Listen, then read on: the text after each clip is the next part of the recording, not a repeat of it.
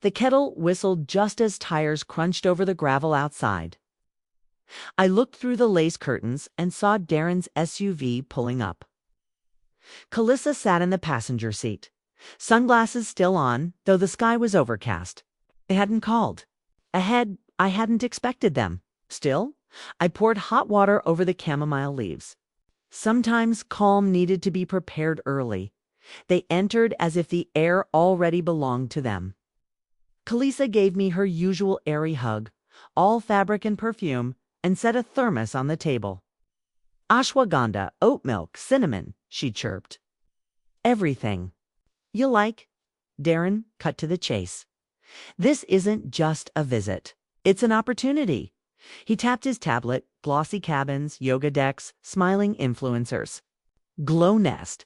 Potential expansion, capital needed fast. 200K for the spa wing. You'd be an investor, Mom. I sipped my tea. It tasted thin, like soil diluted with water. When the numbers appeared, I leaned in. No fallback, no cosigners, no documentation. I appreciate you thinking of me, I said quietly, but I can't give blindly. I have to be careful. Careful, Darren repeated, his jaw tight. Calissa's hand smoothed over the table, her fingers brushing the rim of my cup. She lingered there. Strong tea today, she said softly. The next morning she invited me to brunch at their lake house. Something special, she promised. The lake shimmered calm, but false. I arrived deliberately late. Their offrame was scented with incense and grapefruit oil. Calissa greeted me in linen, arms wide. She pressed a mug into my hands before I could remove my shoes. Cinnamon, oat milk, half a pump of maple. Just the way you like it. I smiled, but the mug felt too clean, as though scrubbed for show. Darren called from the deck. "'Kay?" We sat outside with lavender scones and fruit spears, arranged like mandalas. I lifted the mug. Cinnamon, yes, but beneath it, a bitterness that halted my hand midair.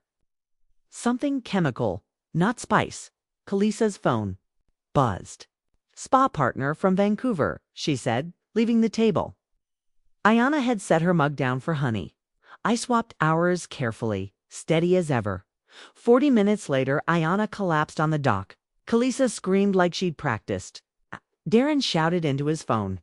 I moved slowly, rose, and looked at the mug that should have been mine. At the hospital, machines clicked beside Ayana's bed. Toxicology showed synthetic benzaldehyde, Calissa gasped, insisting it must have been the almond creamer.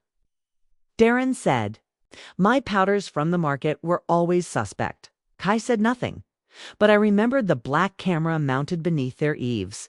The next morning, I returned to the A-frame. Their door was unlocked. I retrieved the micro-SD card from the camera and covered the gap with a post-it, the color of their paint. In Haldershed, we played the footage. Grainy but clear.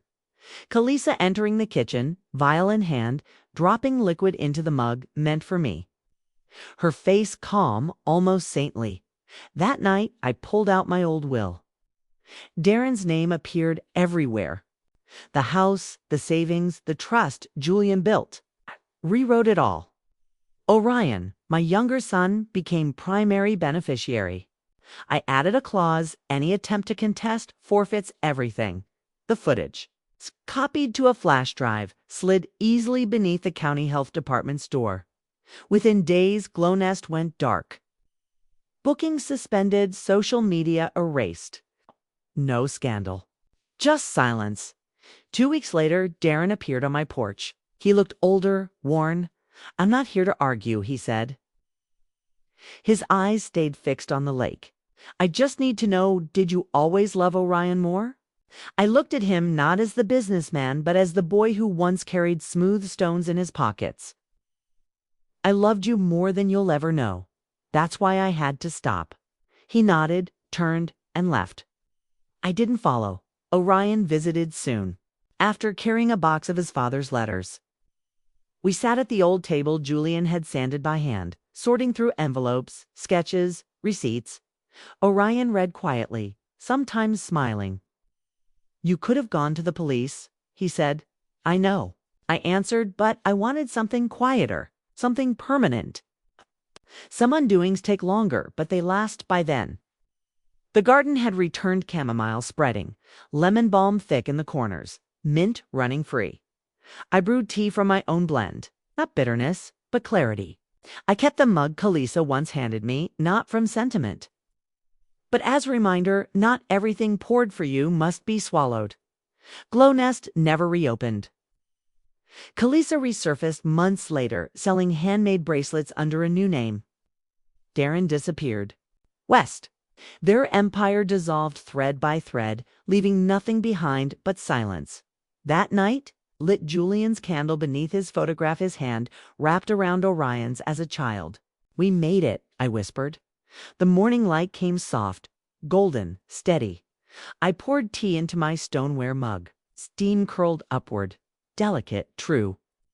No schemes, no masks, no curated illusions, just the garden alive with bees, the soil I chose to keep, and the stillness I had earned. They wanted me small. They wanted me gone, but I stayed, long enough to watch them leave, long enough to plant what would last. I lifted the mug, closed my eyes, and drank the truth I had steeped with my own hands.